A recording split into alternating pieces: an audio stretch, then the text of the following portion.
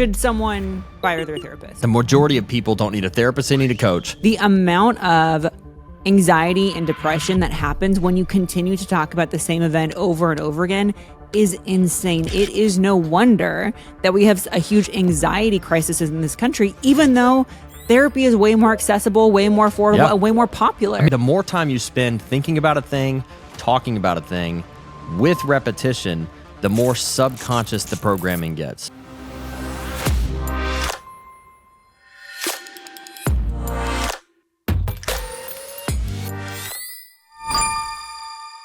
How I see it, I don't care how I feel about something. I care about what to do. I think a lot of people are using therapeutic grade words, honestly. And they're learning those therapeutic words from like country songs. How many people have said this is like 15 years in therapy in 60 minutes? If your number one question that you're seeking an answer to is what's next for me? Welcome to The Purpose Factor, where we're here to help you discover your exact purpose and figure out what's next for you. If you're trying to make better decisions and optimize your life, this is for you. All right, Brian, so why do you think, should someone fire their therapist? Like, do you think therapy is a good idea? Generally, no. And I think all the disclaimers, right? Because you and I, we want people to know their purpose. We want people to live healthy lives, find healing in the things they've experienced, in their adulthood and their childhood. But generally, I would say that the majority of people don't need a therapist, they need a coach. And the majority of people that have just a simple talk therapist should fire the talk therapist and get more outcomes focused and get a coach. Well, I think that first of all, it has been so cool to see therapy become less of a stigma. A taboo. I mean, it used to literally be 5 years ago, 10 years ago, if you said that you had a therapist, people were like, well, what's wrong with you? Yeah. And I think now it's more accepted in some circles. It's even expected that you have a therapist because people, I think, now know that mental health is super important. So obviously that's the context that we're talking about this in. But I think most people don't realize what is the outcome that they want from a therapist. I think their expectation of what they're going to get from a therapist is not what therapy is actually supposed to be for. And the opinion of many therapists would say it's not our job to produce or prescribe an outcome. Yeah. And so, but people do need guidance on the outcomes and targets in their life. And so the majority of people going to therapy want answers. Yeah. And therapy is not designed to give you answers. It's not designed to be prescriptive. It's generally. Therapy is looking back. Coaching is looking forward. Very much so. I think here's how, and this is my personal understanding and experience with, let's say, traditional therapy, like a traditional talk therapy. Like talk therapy, yeah. Yeah, talk therapy. Not like modalities of like EMDR, NLP, or those kind of more rapid subconscious adjusting neuroplasticity techniques, but I'm talking like traditional talk therapy. Generally, I think the role of therapy is this: to answer unanswered questions and complete incomplete pictures, because understanding is healing. So if I can complete the picture that in my mind, because like when we experience things, we store them through our senses, and most of it's like, what do we hear and what do we see? Okay, what do we hear and what do we see? But oftentimes, whatever we experience, let's say it was some kind of childhood trauma or something like that, we took that in an incomplete picture. It was like a little picture in a bigger picture. And the role of therapy was to show us the larger picture in context to bring about healing, or to answer the question that before therapy I wasn't able to answer. Perhaps at its best, I think that's probably what therapy, in like plain language, as I understand it, is for, but that's different than what I think coaching is for.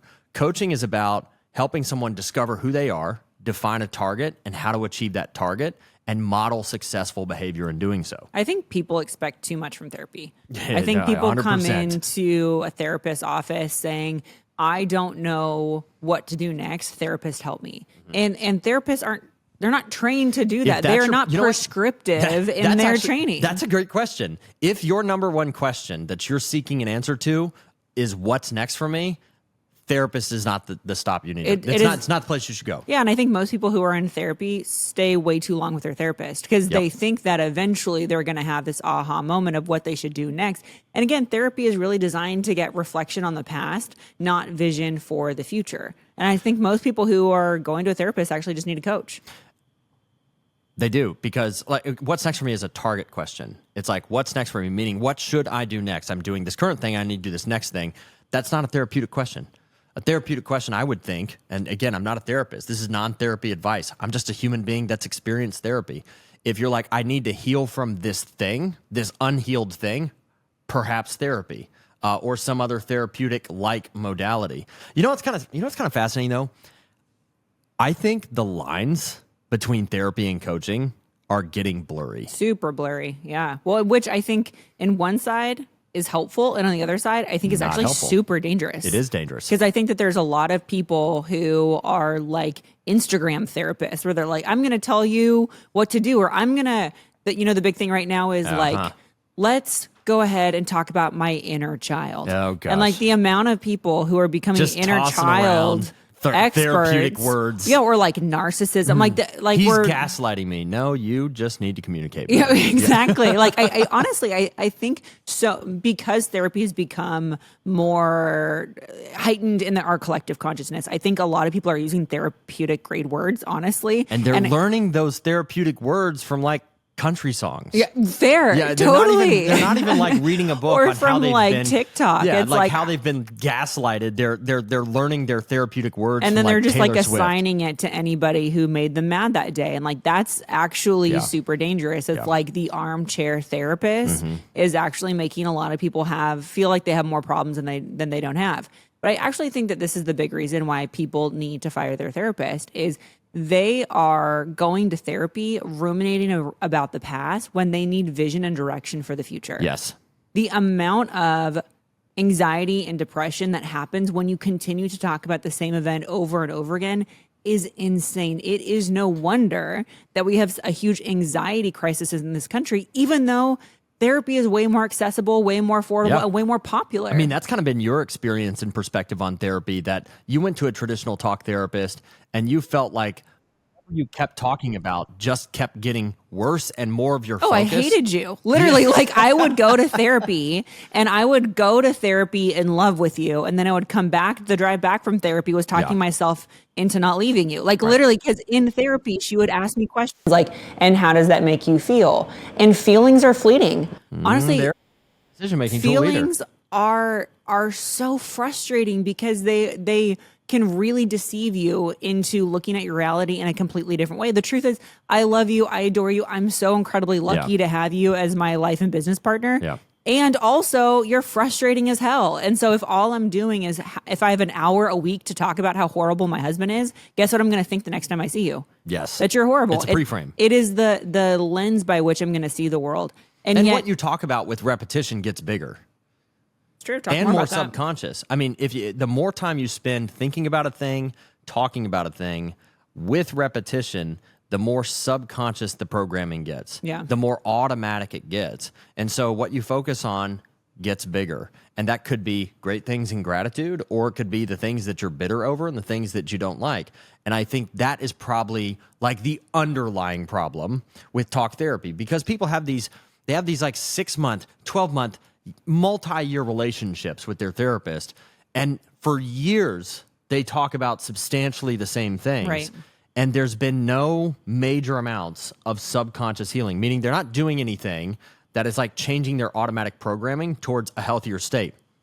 My personal experience, I've been to talk therapist, and my personal somebody that works with me, and I can't even call her a therapist because she is a therapist, but she also is trained on other modalities like NLP, EMDR, I think accelerated resolution therapy.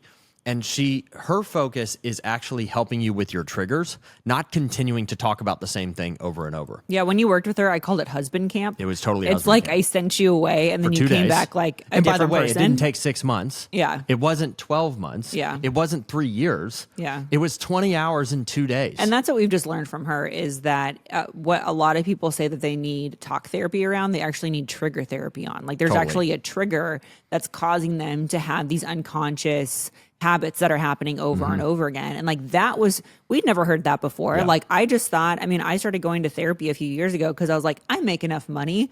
I'm probably some kind I of should messed give up. it to somebody. I can afford therapy. Let's go. Right. Yeah. And so like I found a therapist, and like my first day at therapy, she probably thought I was insane. I was like, okay, hey, so how does this work out? Do I come in and tell you how messed up I am? Like my hypothesis, or do we just find this thing out together? I don't want to do some feelings wheel. I feel like you also told her that. 100%. The first thing I did, I said, do not ask me how I feel. And she's like, never mind about that feelings wheel. Yeah, she literally had like a feelings Sliding it wheel, back like behind the wall. like I was just like, kidding. This thing, I know this feels like Wheel of Fortune, but I'm just gonna tuck it was this away. not gonna. She's like, how does that make you feel? I was like, literally, if you say that once, this relationship is gonna end. But that's only because I didn't. Again, I'm as a coach, I know that there needs to be an outcome behind the conversation. Yes. I'm like, I don't want to continue feeling the way that I'm feeling. So talking about the things that I'm feeling, it's not creating any sort of resolution with it. So how I see it, I don't care how I feel about something. I care about what to do. Now, but come on. So you're a little bit more atypical. You're That's not true. exactly. Be nice. Yeah. I mean, so on a scale of 1 to 10 on the empathy, how would you know what? How would you grade yourself? Oh my on goodness. the Look at empathy you. You've rating learned from the scale talk therapist. Of, 0 to 10. Yeah. Where's your empathy? I probably, it depends on the day. And Negative it depends. 2? No, that's not true. No, I'm very German. I was raised in a very German household. And so it was very like. Yes. The country that There's almost no tore apart that, Europe twice. Got Okay. it. Okay. That there's for a lot of us in my family, it was just like it doesn't matter how you feel, it just matters what you do. So yes, I think that I'm coming from it from that perspective. But I've unfortunately just seen therapy, I think, really fool a lot of people. I think particularly women into thinking that their emotions are reality. Keep going on Yeah, that? or you're not going to jump in. You're just going to let me walk out on this plank. I mean, It's breezy. Just go ahead. You want to No, it's hang true. out there. I know. I am sure I'm going to get a ton of hate from Oh, this, yeah, but truly, well, I think that open up the comments section. so many women really do feel they've elevated emotions over everything. Yeah. It's you made me mad. This is how I feel about it. Or my boss doesn't see me. That's how I feel about it. But you or think that's exclusive to women? I mean, I think there's a lot of men that experience that too. I think probably for I sure. think more people are driven by their feelings as a decision-making guide and a North Star, and they haven't even checked in with themselves to see if that's a reality. Yeah, like just to prove this point, like how many times have you been overwhelmed with something and exhausted and feel like I don't know what to do, and then you go to sleep and the next day you have more clarity?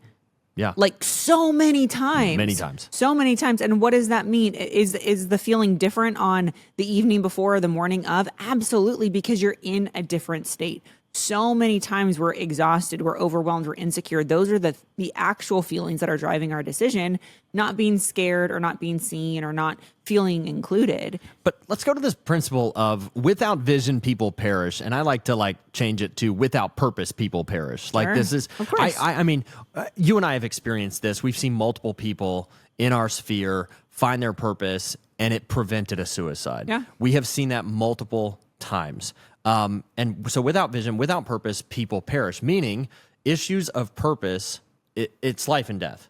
It's life and death for people to know their purpose. And so oftentimes what I think people lack, sure, work on your triggers, heal from the things, all the stuff. I've done it. You've done it. But more than that, in addition to that, if you heal, that's great. So you answered the question you couldn't answer and you completed the incomplete picture. You healed, but if you don't give yourself an aspirational target associated with who you actually are according to your purpose, I still think you're inviting problems into your life. Well, yeah, because if you're continuing to look at what happened to you in the past, how are you not going to frame the rest of your life as a victim? When you continue to see what people did to you, what they thought about you, the crap that you went through. And by the way, I get people have been through some real stuff. Like we've been through some real stuff, but like the people that we've coached, the people that we've served, our clients have been through some like horrible, heartbreaking, like torturous events. And so it's not minimizing what they've been through, but the perspective that we like to have, and this is what I think is so powerful about purpose, is it becomes a perspective by which you can redeem the crap that happened to you. If you don't redeem the trauma wins. Yeah. If you don't change your perspective and realize like all of the stuff I have gone through actually gives me a platform to be able to help people. Yeah. It gives you perspective and wisdom that you can give to others. What I've noticed time and time again is that people want to give what they weren't given. They want to give what they weren't given. So that might mean you weren't given, it could be something as simple as you weren't given guidance on how to manage your finances well. So you want to help other people manage their finances well. 100%. It'd be a simple thing. Or you went through some type of physical or sexual trauma and you want to help people navigate those waters and feel seen, feel like they have a high sense of self-esteem and confidence. Feel safe. It feels safe. So you usually want to give what you weren't given. And that's a thing you see time and time again. And so sometimes when you're reflecting on like the stuff that maybe you just went through something recent that was really, really hard, or you went through something really, really hard in your childhood, ask yourself, in overcoming that mentally and emotionally, what perspective and wisdom did it give me that I can give to somebody else? Because if I can give that thing to somebody else, that perspective and wisdom, I can help somebody else avoid what I went through. Well, that's what it truly means. That's what it truly means to give purpose to the pain. When you realize that you've gone through hard stuff, and which, by the way, sometimes we just have to acknowledge we've been through hard stuff. Like there's hard stuff that has happened in your life, my life, like, you know, your life, like there crap happens. It's super, super hard. But when you realize that there's a reason that you've gone through it, it's so that you can help someone else through it. Like if you've ever been in that point, like if you have ever been in a place where you have been through something really hard and then someone who'd been through that thing maybe a couple months or a couple years before, they gave you perspective and wisdom. They're like, this is what I did.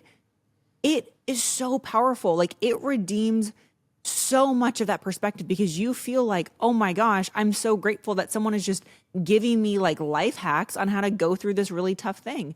And if each one of us looked back at the stuff that we'd gone through and realized like, how can I redeem this? Right. How can I create a different type of perspective? And how can I take what I've learned and then turn it into something that I can help someone else with, either avoid it to begin with or recover from it after it's already happened? Like, man, that's what real therapy is. Yeah, you heal by helping others. Like that's a thing we forget. Like there is the healing part where I have to do the internal work on myself. I have to work with the trigger issues. I have to work with those questions that I can't answer. But the next layer of healing comes from helping people with what you learn from healing. And the other thing too, it's like I have seen many people get clarity on their purpose and immediately fire their therapist. Yeah.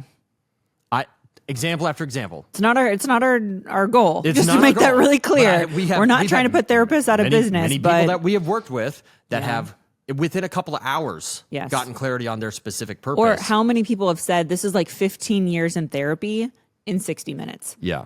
I mean, literally, we have so many people, person after person, who said, like, why did I spend tens of thousands of dollars on a therapist? How much was it going rate on therapy per hour? What is that?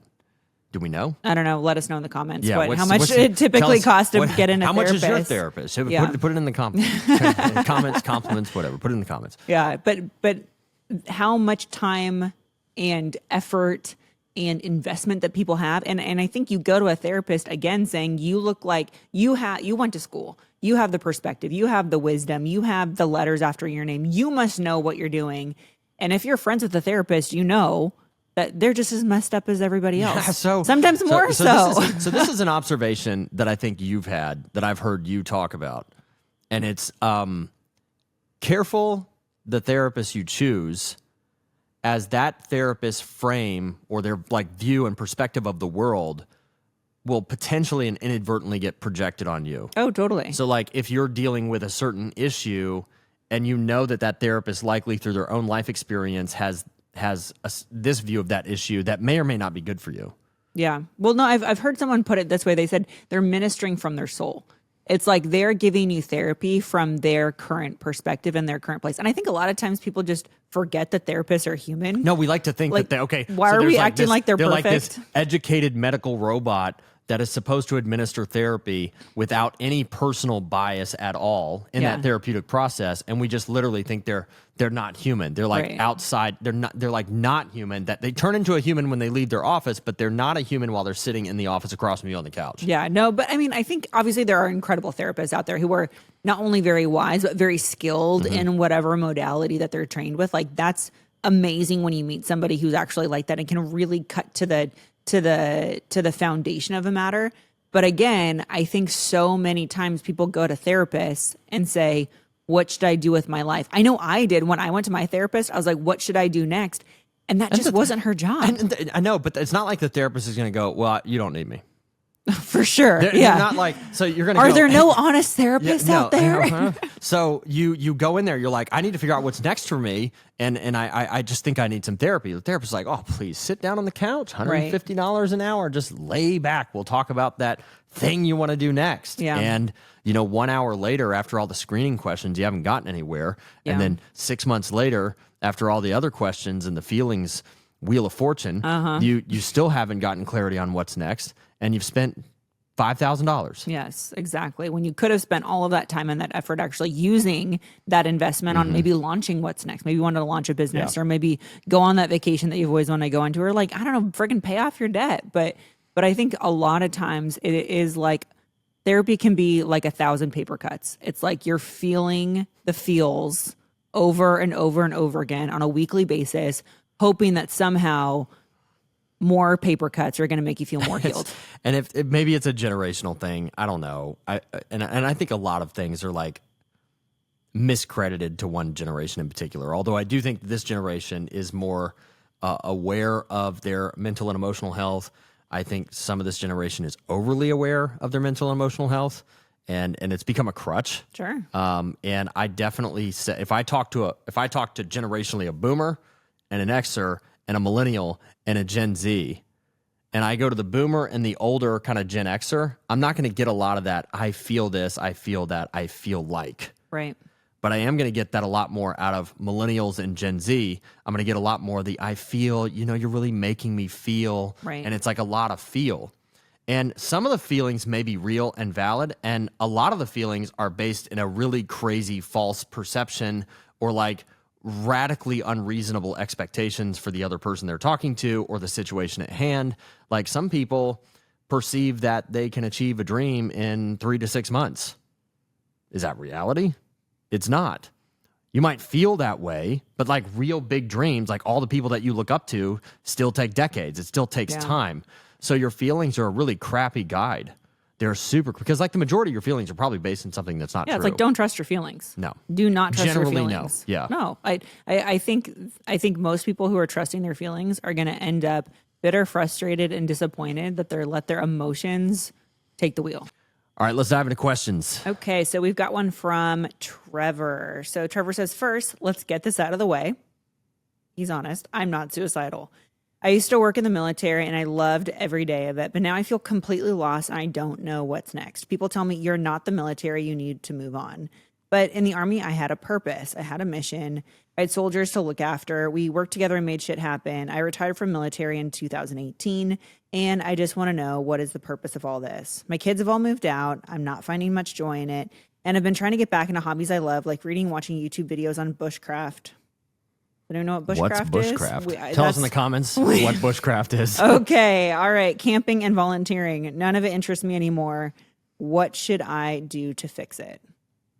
So this is a really good example of, first of all, Trevor, like, I hear you. And thank you so much for serving our country. Anytime we get to work with veterans or members of the military and active service, like, it's such an incredible honor because your purpose in that season was very clearly defined and getting connected to that mission. Like we say all the time, purpose personalizes the mission. And you felt that when you were part of the Army. And what's interesting about the military, because I think by and large, people who have not served in the military and maybe have a low growth mindset can't even appreciate what he had to do to serve, Totally. what he had to sacrifice, and they can't appreciate that level of responsibility, mission, and purpose. Yeah. There's something and really, community, too. No, and totally the community side, because there's the within the military, and I've not served in the military, you've not served in the military, but we have a lot of military friends.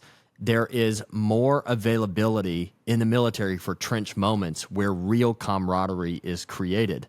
Like you and I have kind of lived by this phrase with respect to our team. If you're gonna be successful together, you have to suffer together. Right. I think the people of the U.S. military understand that more than anybody else. Sure. We can be successful together, but we also have to suffer together. It's not just be successful together. But I think also, too, that they understand the core foundation of conviction, which they've determined that it's worth it. Totally. I mean, it comes back. You and I can't stand the word passion as it's traditionally understood, defined as a barely controllable emotion. It's awful. It's a dumb word.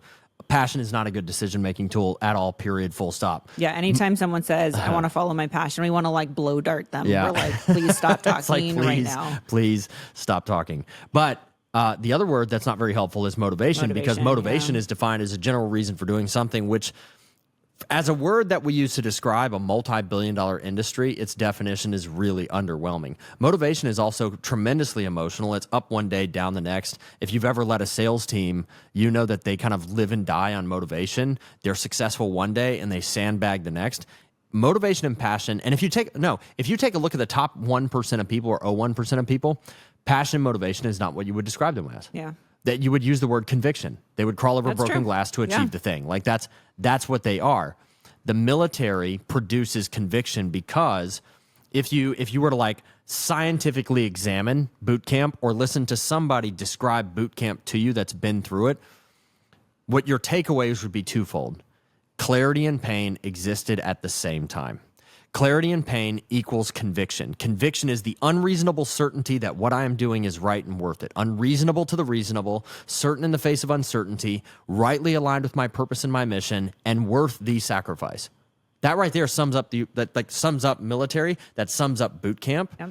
The boot camp puts you in an experience where you're given clarity on. Well, you don't really have a choice, but you're giving clarity on who you're going to be, who you are, what your target is, and the steps to achieve it.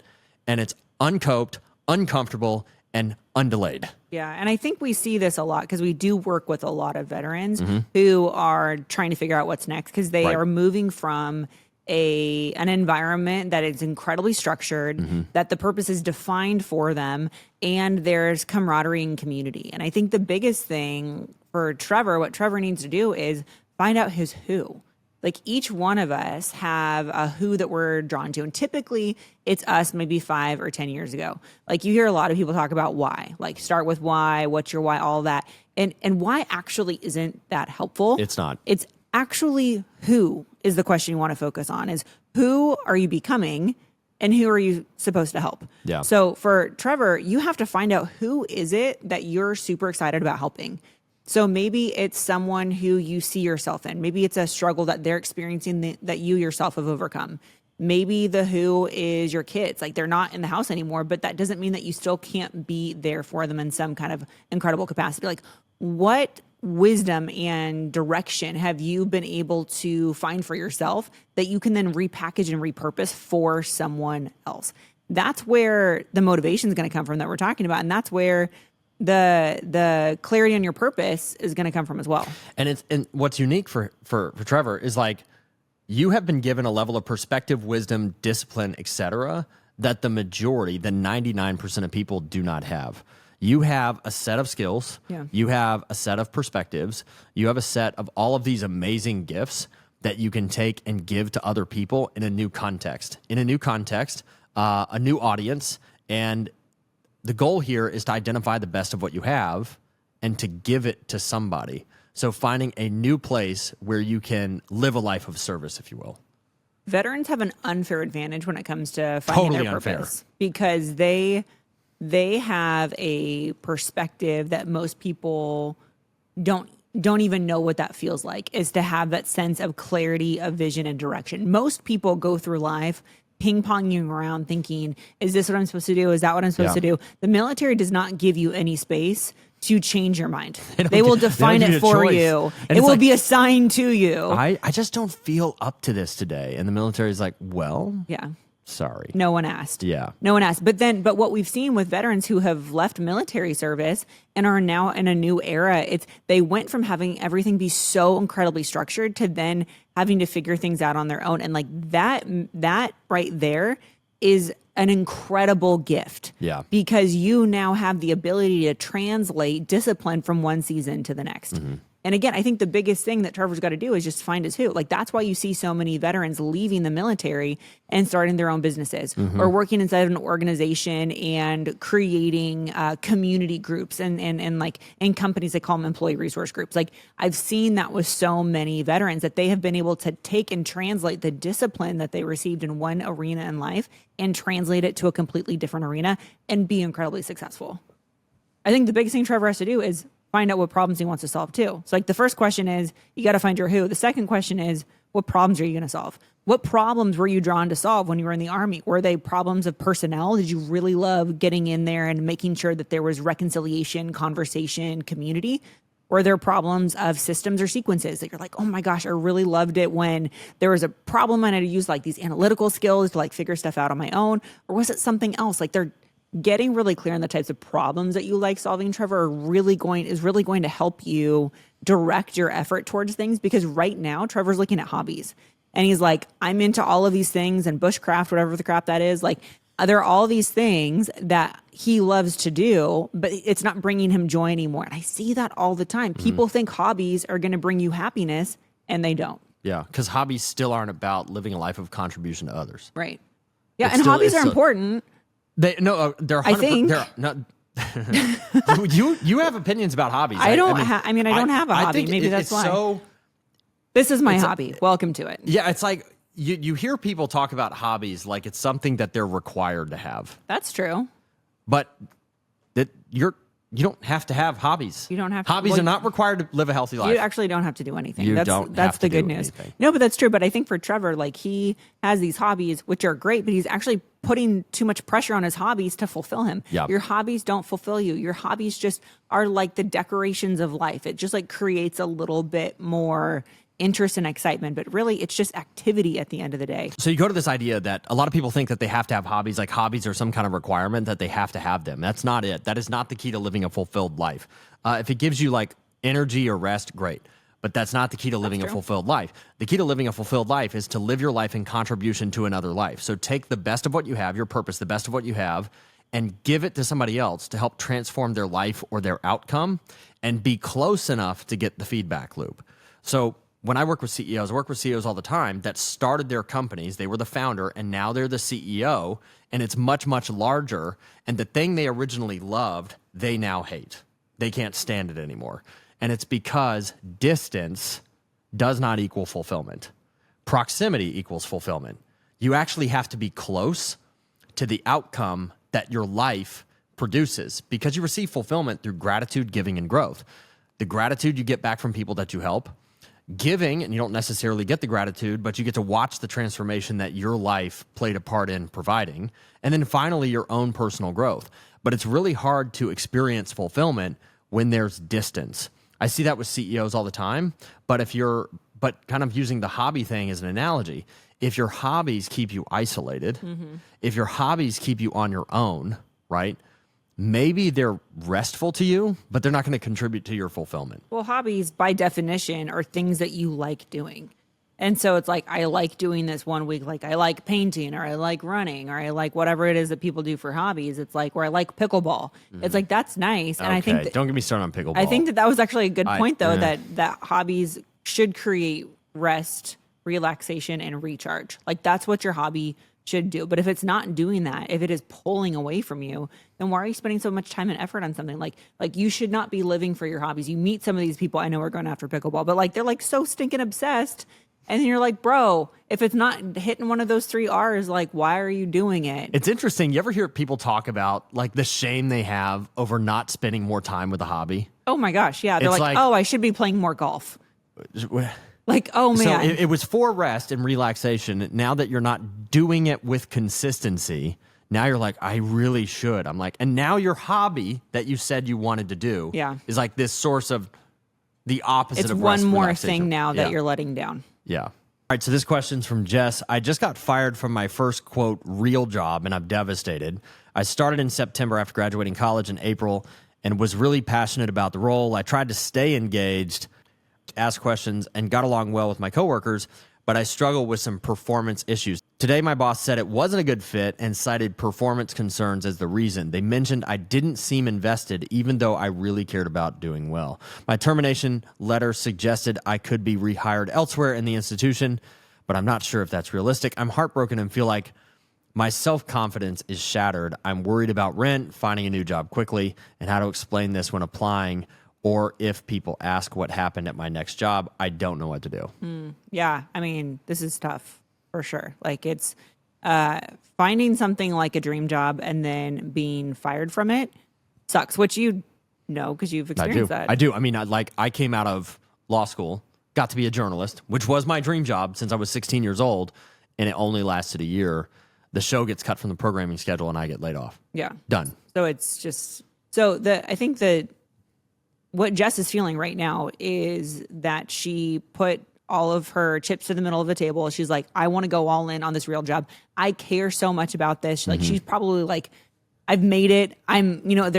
There's maybe like an elevator that I have to ride to work. Like there's like a commute I have. Like I remember what that was like having my first real job and I had an office and the whole thing. Like I felt like I'd made it. Yeah, but your office was a converted cleaning closet. It was in fact a converted cleaning closet, which I found out later. No window? Zero window. It got to the point where my coworkers made fun of me for the fact I had an office without a window. And they put up like bleach? One of those fake windows. They like bought it on Amazon really? or something that just to like be jerks basically. But I love them for it. We pulled pranks on each other all the time. But I think what Jess is actually feeling right now is I think what a lot of people feel when they're let go for performance issues is like she secretly kind of knows, right? Like she kind of knows that she wasn't performing as well as she possibly could have, and that's why she got let go. And so it's okay to be heartbroken, but honestly, like this is a lesson. Like, Jess, I'm super sorry you got let go, but if you know it was for performance issues, you need to look back in the rearview mirror and think about what specifically did I not do. They said in the letter that you didn't really have the kind of commitment that they were expecting from you. So maybe it's a communication issue that you're like, what does commitment really look like? Like any good relationship, whether it's a romantic partner or a friendship, or in this case, a job, communication is everything. And honestly, kind of just sounds like they were mismatched. Like she wasn't communicating her interest, passion, and commitment to the job. So just because it was her first real job doesn't mean it was like the job that she was meant for. Totally Because sometimes when we struggle, a lot of people really throw a lot of shade towards themselves for having performance issues. But like performance issues might be because you're in a job where you had to optimize for your weaknesses instead of optimize for your strengths. Yeah. So the lesson may be that you were in a job. Now, it doesn't mean you shouldn't sacrifice, shouldn't work hard, because there's really no excuse for lack of sacrifice or lack of hard work in a merit-based free market economy that rewards that. There's really no excuse for lack of performance. But if you're going to perform, do you want to perform in alignment with your strengths, or do you want to try to perform and have to really push like really hard to optimize for your weaknesses? And so you have to ask yourself, like, when you look back on that job, were you optimizing for weaknesses or were you optimizing for strengths? That's the question. And then if you were in a place where you could live out and work through your strengths, you need to ask, why didn't you? Yeah. And what level of curiosity did you have around your job? Because I think that's where a lot of people actually fall in love with their jobs, even if they're not really great at it at the beginning. Is it something you want to learn more about? Is it an area of fascination that you want to go deeper on? So I don't know what the job was, but whatever it was she wanting to learn more, get better, improve her skill set? Odds are she was going to enjoy it that much better. So for her, she could come back and work for the company. And if it's a great core value connection, if it's a great culture, if she's like, I like what this company stands for, then yeah, come back and see if there's another role that you can apply for. But if not, then this is not only, number one, a huge learning lesson, it sounds like, is being able to find a job that does optimize your strengths. But number two, go into it learning from the past of like, how do I communicate my strengths? How can I communicate my commitment? And how can I communicate that I see myself long-term at this company? I think that's a big challenge a lot of young people face right now going into the workplace, is they don't know how to communicate their commitment to a company. And companies are just assuming that they're just like every other young person in the workforce. They do. And you did this research with a big international research firm. And the question was about loyalty. No, yeah, like the definition of loyalty. Yeah, what's the definition of loyalty? And because I think sometimes we assume we're operating from the same definition, but we're not. Like, you look at Xers and Boomers, what was their definition of loyalty? Yeah, it was longevity. It was like, Yeah. how long are you going to be here versus loyalty for another generation, probably Jess's generation, is passion, which she kind of just said. She's like, I really liked what I did, but that didn't mean that she Right. necessarily had the commitment to go all the way. I found the research fascinating because loyalty was more about intensity while I'm there. Yeah. It was like, how much do you enjoy the work that you're doing versus how long do you want to be there? Two very different definitions that could really be a huge deciding factor of how long you're going to stay at your job.